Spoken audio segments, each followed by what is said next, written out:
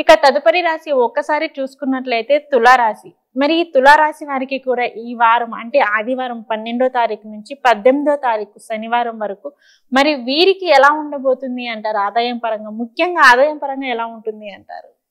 తులారాశి వారికి ఈ వారము చాలా అనుకూలముగా ఉంది. ఓకే.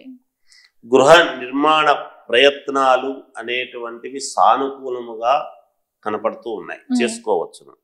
జీవిత భాగస్వామితో పుణ్యక్షేత్రాలు తిరగటం లాంటివి జరుగుతాయి ఈ వారంలో.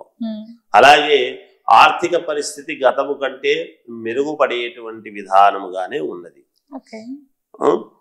మరి తర్వాత ఈ రుణ బాధలు అనేటువంటివి కొన్ని తీర్చుకోగలుగుతారు గాక.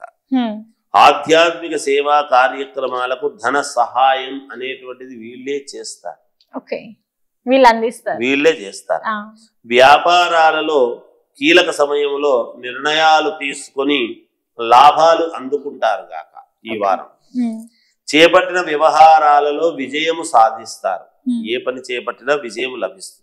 వృత్తి ఉద్యోగాలలో మీ ప్రతిభ పాఠవాలను చూసి కొంత మీరు వెలుగులోకి రావటం అనేటువంటిది జరుగుతుంది. అంటే మిగతా వాళ్ళు మీ ప్రతిభను గుర్తిస్తారు అనేటువంటిది ఒకటి. అలాగే భూ సంబంధిత వ్యవహారాలలో దాయాదులతో ఒప్పందాలు చేసుకోవటం లాంటివి కానీ ఇలాంటివి ఏవో జరగవచ్చును అని ఉన్నాయి.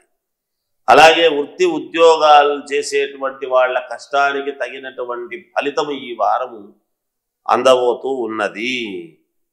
అన్ని రంగాల వారికి శుభ ఫలితాలే ఉన్నాయి గాక. ఈ రాశి వారికి చేపట్టినటువంటి పనులన్నీ కూడా కొంచెం సజావుగా జరుగుతాయి అనడానికి లేదు, కానీ కాస్త శ్రమ పడవలసినటువంటి అవసరం అయితే ఉంటుంది. వ్యయ ప్రయాసలతో కూడినటువంటి సత్ఫలితం అంటున్నాడు. అందువల్ల కొంచెం బాగా శ్రమ పడాల్సినటువంటి పని ఉంటుంది గాక. అలాగే మిత్రుల నుంచి రుణ ఒత్తిడులు అనేటువంటివి ఉంటాయి, తప్పకుండా అవి మీరు తీర్చుకునేటువంటి విధానముగానే ఉంటుంది గాక. ఏది ఏమైనా కాలభైరవ స్వామినే నమః లేదా కాలభైరవాయ నమః అనేటువంటి మంత్రాన్ని గనక మీరు పఠిస్తున్నారు అంటే మీకు మేలు జరుగుతుంది గాక.